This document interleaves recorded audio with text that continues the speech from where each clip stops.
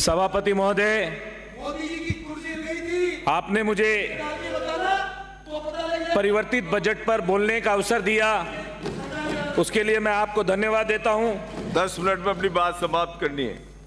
उसके लिए मैं आपको धन्यवाद देता हूं। और भजनलाल सरकार ने राजस्थान में जो नया इतिहास बनाया है, उसके लिए माननीय मुख्यमंत्री जी को भी मैं बहुत बहुत धन्यवाद देता हूं। आपने देखा, हम सब ने देखा, जिस समय बजट को पढ़ा जा रहा था उस समय सिर्फ एक ही मंशा थी उप मुख्यमंत्री जी की कि राजस्थान में विकास घर घर तक कैसे पहुंचे, राजस्थान में विकास हर गांव तक कैसे पहुंचे। और उसी मंशा को ध्यान में रखते हुए ईआरसीपी जैसी बड़ी योजना जो कि 21 जिलों को प्रभावित करती है, और कई वर्षों से गहलोत साहब जिसके लिए छुपा छुपी का खेल खेल रहे थे।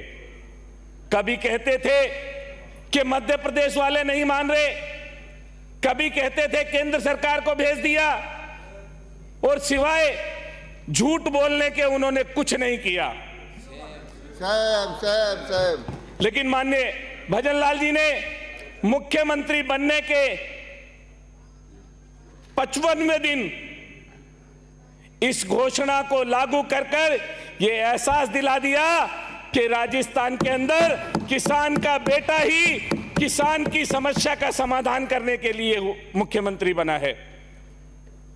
और जब बजट के अंदर ये घोषणा की गई कि प्रत्येक विधानसभा के अंदर एक मॉडल सीएससी बनाएगी सरकार, तो उसमें हमने ये नहीं देखा कि इस विधानसभा से कांग्रेस का विधायक जीता या बीजेपी का विधायक जीता। हमने 200 की 200 विधानसभा में मॉडल सीएससी बनाने की बात कही। ये समानता से देखने का नजरिया भारतीय जनता पार्टी का ही हो सकता है। 5 करोड़ की सड़कें हमने प्रत्येक विधानसभा में देने की जो बात कही थी, उसको भी हमने बिना पक्षपात के देने का काम किया। और विधानसभा के अंदर प्रत्येक विधानसभा में 5 करोड़ की सड़कें बनेगी, ये हमने घोषणा की थी और इसको हमने पूरा किया। ओ माननीय सदस्य बनाइए। मुझे ये कहते हुए बड़ा गर्व होता है कि 10,000 की जनसंख्या की पॉपुलेशन के अंदर बाहर पड़ जाएंगे, ऐसे विद्यालयों के अंदर जिम बनेंगे जिसमें बच्चों को जिम की सुविधा उपलब्ध होगी।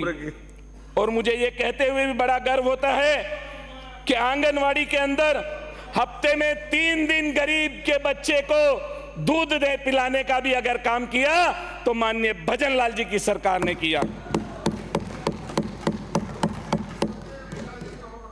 मैं पिछली सरकार के लोगों को ये याद भी दिला देना चाहता हूं कि इन्होंने जो इतिहास बनाए, एक तरफ तो भारतीय जनता पार्टी की सरकार विकास के इतिहास बना रही है और दूसरी तरफ पिछली सरकार ने भ्रष्टाचार के इतिहास बनाए। पिछली सरकार ने पेपर लीक का इतिहास बनाया, पिछली सरकार ने दलित के ऊपर बलात्कार अत्याचार का इतिहास बनाया, पिछली सरकार के अंदर मंत्री और मंत्री पुत्रों द्वारा पेपर बेचने के और घर घर जन योजना जैसी योजना के अंदर बड़ा घोटाला करने का इतिहास बनाया, 20 लाख करोड़ रुपए का।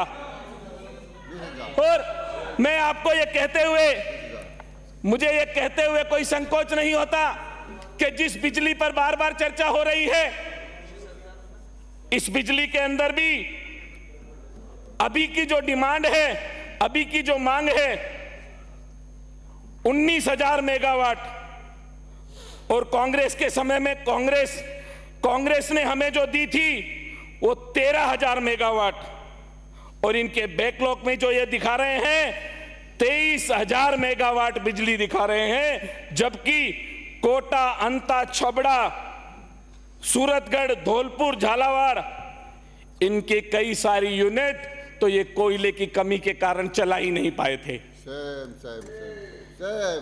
इनकी करनी जो इन्होंने उस समय यह सोचकर कि हमें सिर्फ और सिर्फ अपनी सरकार बचानी है, उस उद्देश्य से इन्होंने काम किया।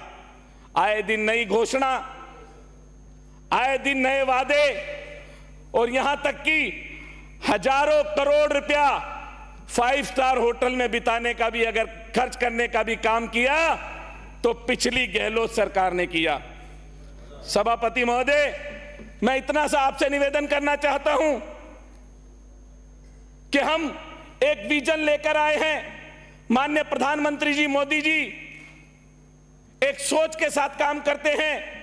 उन्होंने जैसे ही हमारी सरकार बनी, हमारे घोषणा पत्र के अंदर जो जो बातें हमने कही थी, उन सभी बातों पे इंप्लीमेंट करने के लिए माननीय मुख्यमंत्री जी को कहा और उनसे यह भी कहा कि हमने जो वादा किया है उसको हम 100% पूरा करने का काम करेंगे।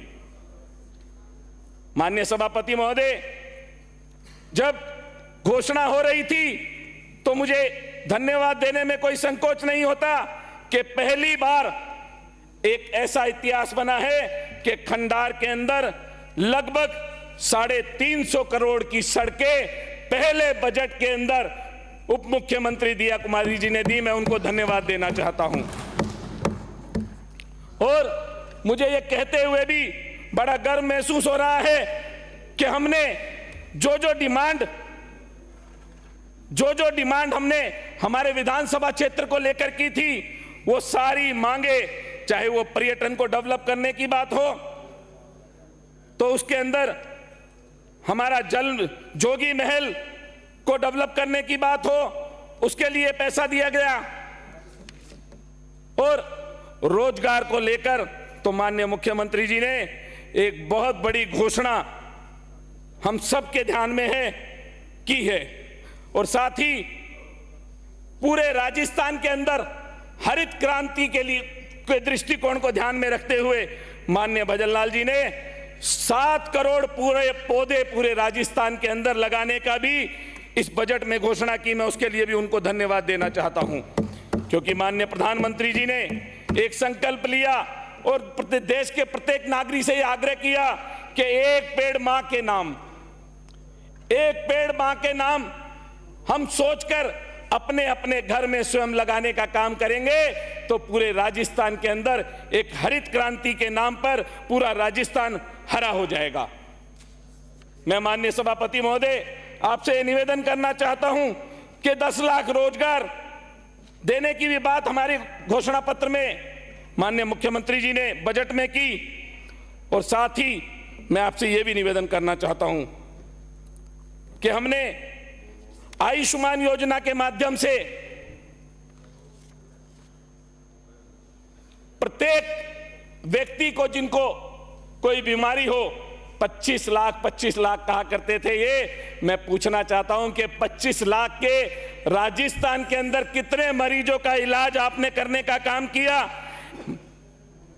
मैं आपसे निवेदन करना चाहता हूं सभापति महोदय कि पिछली सरकार के जितने घोटाले पिछली सरकार ने किए थे उन सबको ध्यान में रखते हुए फिर भी हमारा जो ये बजट माननीय उप मुख्यमंत्री दिया कुमारी जी ने प्रस्तावित बजट जो रखा उसके अंदर पूरे राजस्थान का ध्यान रखा गया, उसके लिए मैं धन्यवाद देता हूं। और अपने क्षेत्र के अंदर छोटी छोटी 1-2 बातें हैं जो आपके माध्यम से उनको ध्यान दिलाना चाहता हूं।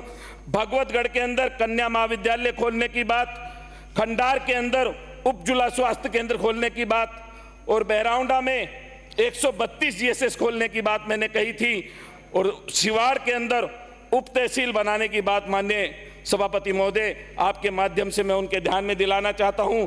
खंडार के किले का जीर्णोद्धार, ऐसी छोटी छोटी चीजें सभापति महोदय मेरा आपसे निवेदन है कि आपके माध्यम से ये चीजें सरकार में ध्यान में जाए।